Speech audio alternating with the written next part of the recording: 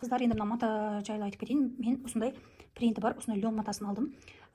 Двойканы тігу үшін, үстіңгі бөлігімізге 2 метр үстіңгі бөлікке 3 метр юбкамызға, сонда барлығы 5 метр мата кетеді. Енді бұл сіздер жазға арналып штапель мата, купра, тенсел қалаған матаңыздан тігесіздер, өздеріңізге ұнаған. Негізі астарсыз тігілетін мата алған жақсы. Ханымдар, осы мына сіздерге берілген лекаланың барлығын осылайынан шығарып, тестовый квадрат бізде 5 см болу керек, соны міндетті түрде өлшеп аласыздар. Осылайынан барлығын құрап шыққаннан кейін енді матаға пішетін боламыз. Сіздерге қазір қай бөлігін қайда екенін айтып кетейін. Мынау бізде юбкамыз. Егер жаны қатты күлеш болады десеңіздер, кішкене екі жанын қысқартып алсаңыздар болады. Мен осылай қалдыра беремін. Сосын мынау бізде қалтамыз, екі жанына, қалтадан 2 бөлік, 4 бөлік. Сосын мынау бізде жағамыз, дублерин дейтін бөліктерді айтып кетейін. Мынау жағамызды дублерин деп 2 дана пішіп аламыз. Содан кейін мынау поясымыз. Мынау бізде мына жерде жеңімізге, бұл жеңін мен тікпеймін. Сіздер тігетін болсаңыздар, мынау лекаланы беремін. Енді мына жерде алдыңғы ойымызды дәл осылайынан ұзыннан пішіп аламыз. Пішкеннен кейін матамызға пішіп болғаннан кейін мына жерде осы мынаны бүйтіп ұзыннан қиып алып, осы бетін қиып алған жерімізді дублерин қиып аламыз. Осыны кейін алдыңғы бойына бүйтіп қазір бізде флангамыз бірге болады. Сол қиған кезде мына жерде дублерин жабыстыру үшін осыны бірінші матамызға пішіп болғаннан кейін барып дублеринді мына жерде қиып алып дублеринді қиятын боламыз. Енді осы бөліктеріміздің барлығын матаға пішетін боламыз. Мына юбкамыздың ең алдымен астын пішіп алатын боламыз, етегін. Осы юбкамыз пішкен кезде мынау бізде менде лен матасы. Лен матаның метрі 1,5, 1,50. Енді осыны мына бізде мына екі шеті кромка, кромка. Осыны екіге бүктеп, менде мына жері сгиб. Осылайынан бүктеп аламыз ағын. Оң бетін беттесіріп осылайынан қойып. Енді менде мына юбканың етегі қатты клештау. Осыны мынау матама сыйғызып, мына екі шетінен кішкене мына осылайынан белгілеп, мына кромкаға дейін жеткізіп, мына екіге бүктеп тұрып, қазір мынаға дейін әкеп қиып алып тастаймын. Сөйтіп пішетін боламын. Мына осылайынан бүктеп, мына жерінен бастап, осылайынан мына жерге дейін қиып әкеп тастаймын да. Соны пішетін боламын. Мына осылайынан бүйтіп мына жерінен бастап, белінен бастап бірдей етіп осылайынан тура сызып алдым. Енді осыны екіге қайырып отырып, қиып алып тастаймын. Енді мен бұны матаға сыйғызу үшін осылай істеп жатырмын. Егер сіздер енді ұзын қылып, прямо жаңағы клеш қылып сол жаққа піше беремін десеңіздер, мына мен матаны қойып, мына екі шетін кромкасын осылайынан қиып алып, мынаға былайынан түсіріп жатырмын ғой. Сіздер енді мына юбканы екіге осылайынан бүктеп, осылайынан ұзыннан осылайынан ашып отырып, ашып осылайынан қойып пішесіздер. Сол кезде мына екі жағын қимасаңыздар болады. Мына қойып алдым, мына екі шетін бірдей қиып, енді осыны пішіп алатын боламын. Мына менде екі бүктелген. Оң бетіне беттестіріп, енді осыны жақсылап пішіп алатын боламын. Мына енді үстіңгі бөлікті пішетін боламыз. Менде мына жерде мата кромкасы бір-біріне бетіне, оң бетін осылай оң бетіне қаратып, мына екіге бүктеп. Мынау менде мата ұзыннан. Енді мына жерде осылайынан қойып, мына алдыңғы бойымызда, мына артқы бойымыз қараңыздар. Менде мына жерде лекалада арада сгиб деп берілген. Енді осыны біз матамызды екіге осылайынан бүктеп пішетін болсақ, мынау жеңінің ұзындығы сыймай қалады екен. Сол үшін мен артқы бойды арқасына шов түсіремін. Мына сгиб, мынау артқы бойда мына жерде сгиб болады, соны осылайынан 1 см мына жерден бастап мынаға дейін 1 см қосып, тігіске қосып есептеп осылайынан қиып аламыз. Мынау алдыңғы бойымыз. Менде алдыңғы бойдың барлығы бірге болады. Міне бірінші осылайынан берілген сызығымен бірге барлығын қосып пішіп аламыз. Міне дәл осылайынан. Одан кейін барып мына жерді қиып алып, дублерин жабыстыратын боламыз. Оны қазір алдағы уақытта көрсететін боламыз сіздерге. Енді осылайынан алдыңғы бой, мынау артқы бой. Артқы бойға мына жерге 1 см тігіске шовқа припуск нашивай қалдырып, осылайынан пішіп шығатын боламыз. Міне осылайынан қиып алдық. Сіздерден лекалада мына жерінде тура жанында белгі берілген. Соны насечка осылай кішкене қиып белгі беріп кетсеңіздер болады. Бұл жерде мен мына осы жерге дейін тігіп, мына жерін кішкене ашық қылып разрез қалдырамын. Сол үшін белгі беріп кеттім. Енді мынау алдыңғы бөлік пен артқы бөлікті пішіп алғаннан кейін бізде лекаламыз бар ғой. Сол мына осы лекаланы мына жерден, мына үзік сызық берілген жерден осыны осы жерді қиып аламыз. Мына лекаламыздың алдыңғы бөлігін осылайынан қиып алдық. Енді дублерин қиып алатын боламыз. Бұл жерде бізде дублерин, менде мынандай осындай ХБ дублерин қатты жақсы формасын ұстап тұрады. Осылайынан дублеринді екі бүктеп бірін-біріне. Енді осылайынан екі бөлік пішіп аламыз. Осыны қазір біз алдыңғы бойымызды жаңа қиып алған жерімізге алдына жабыстыратын боламыз үтіктеп. Міне осылайынан қиып алдық. Енді осы қиып алған бөлігімізді міне алдыңғы бойымызға дәл осылайынан қойып, үтіктеп басып аламыз. Мынау ішіндегі клей беті, мынау сырты. Мына жағамыздан да дублерин осылайынан екі бөліп пішіп алатын боламыз. Жағамыздың кішкене формасы қатты ұстап тұрсын, жағасында дублерин дейтін боламыз. Юбкамызды тігетін боламыз. Ол үшін мынау бізде юбкамыздың белі. Осы белін екі бетін бірдей ұстап тұрып, мынау қалтамыздың қорын белгілеп алуымыз керек. Енді қалтаны тіксеңіздер де болады, тікпесеңіздер де болады. Өздеріңіз көресіздер. Осылайынан қосып, мына жоғарғы белінен бастап, бізде ана екі жанында болады қалта. Сол белінен бастап, төмен, белінен төмен 10-12 сантиметрдің аралығында белгілеп аламыз. Мен 10 сантиметр белгілеп, осылайынан осы жерден бастап екі бетіне де.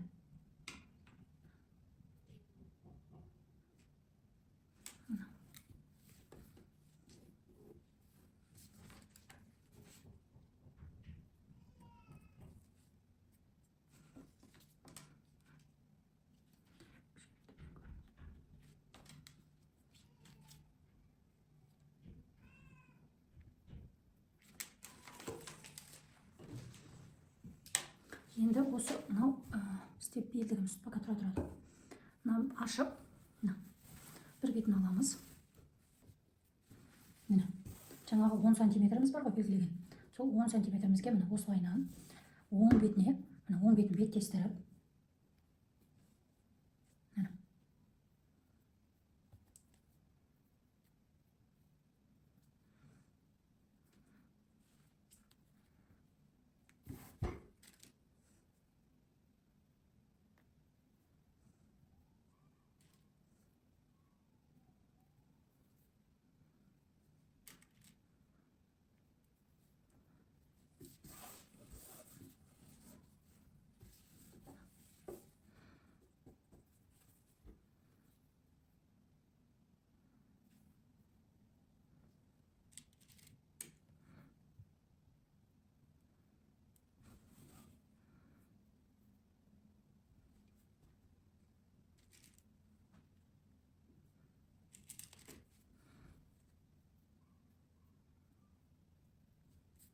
енді осы жерді түзу тігіспен тігіп шығамыз.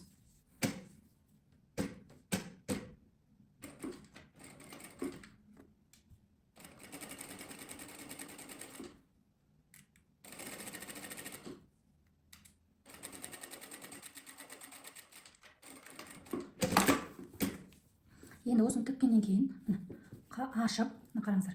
Енді осы мына біздің астар бар ғой, осы астар бетін барлығын ішіне қаратып, мына қалтамыздың үстінен жүргізіп тігіп шығамыз. Орайды строчка беріп.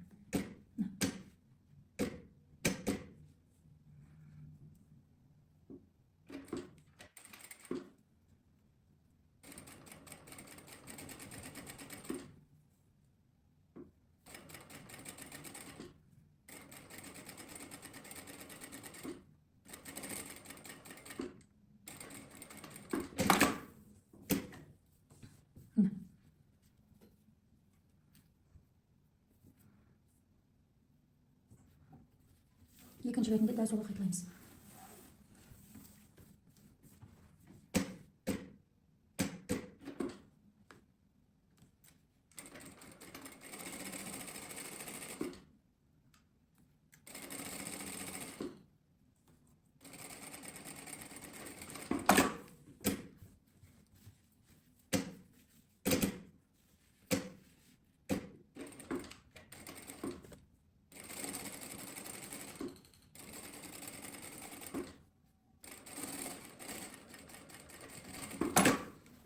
Енді екінші бетінде дәл осылай қайталап шығамыз.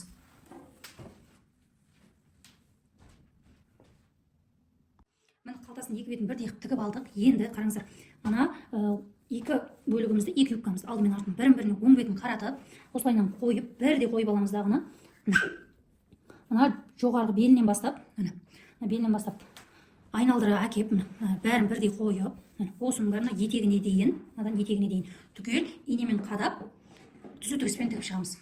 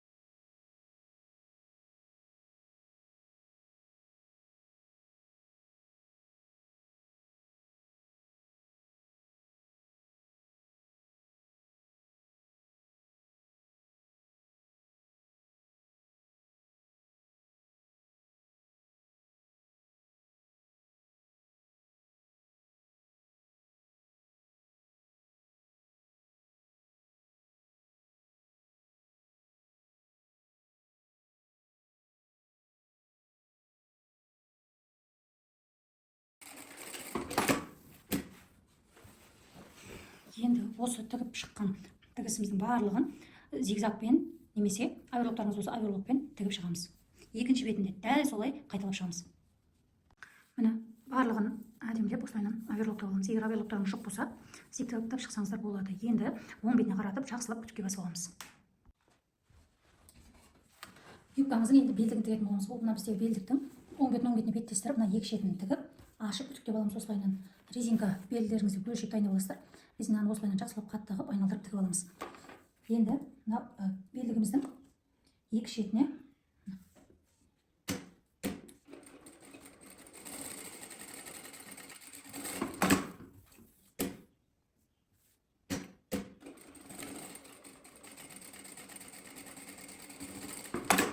енді осыны мына тіккен жеріміз осылайынан екіге ашып отырып, осылайынан үтікке басып аламыз.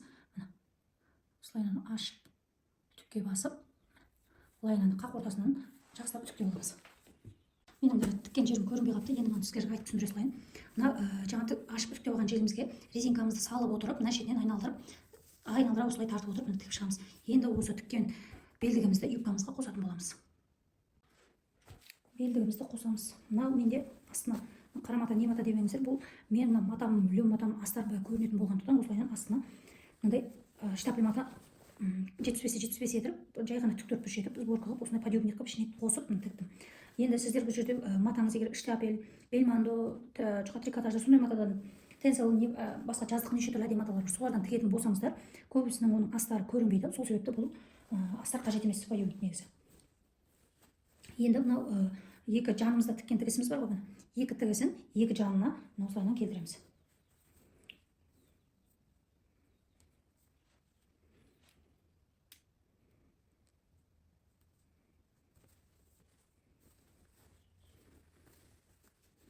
Бірінші екі жанын осылайынан қадап аламыз.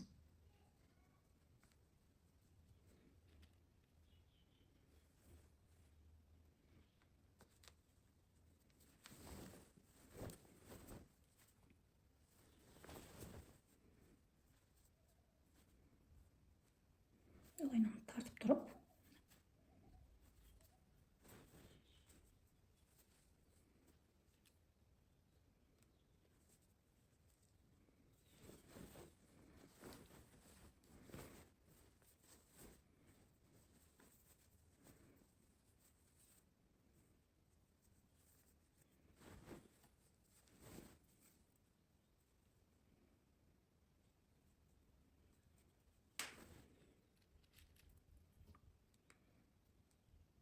осылайынан төртке бөліп қадаймыз. Енді осы екі ортасын тартып тұрып, мына жерлеріне тағы да бір қадап аламыз.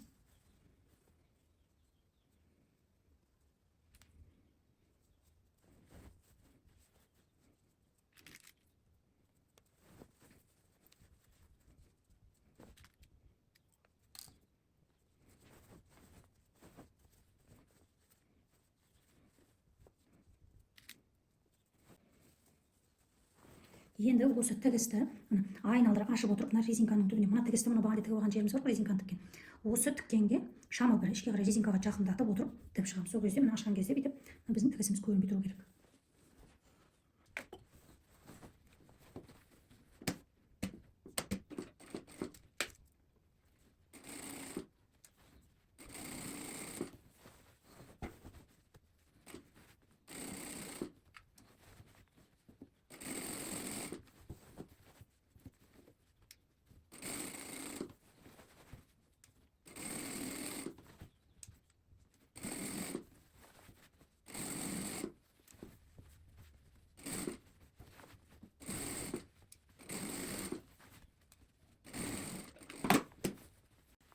Енді осының бәрін айналдырып, артқы жерлерін арқайып оверлокпен жүргізіп тігіп шығатын боламыз. Мына енді осы юбкамызды манекенге осылайынан кигізіп аласыздар дағыны. Мына екі жанында ең кішірек, осы ең кіші жерін, осы линейканы қойып тұрып өлшеп аласыздар. Менде мысалы ең кіші жері 12 сантиметр. Есі осы 12 сантиметрді айналдыра, барлық шетін айналдыра, осымен бормен белгілеп, сызып, бірдей қылып қиып аламыз. Мына жерде қараңыздар, мына жерде 12, осы 12 сантиметрді осы жерде белгілеп, осыны айналдыра түгел қиып аламыз. Айналдыра барлығын қырқып шықтым. Енді осыны етегінің бәрін түгел оверлоктап шығамын. Етегіміздің барлығын осыны оверлоктап алдық. Енді осыны бір қайырып, осылайынан тігісті мына жерден жүргізіп тігіп шығамыз айналдыра. Етегіміздің бәрін осылайынан айналдыра тігіп алғаннан кейін жақсылап бәрін бір қайтала үтікке басып шығамыз. Осымен біздің екеулігіміздің астыңғы бөлігі юбкамызды тігіп біттік. Енді келесі бөлімде үстіңгі жейдемізді тігетін боламыз.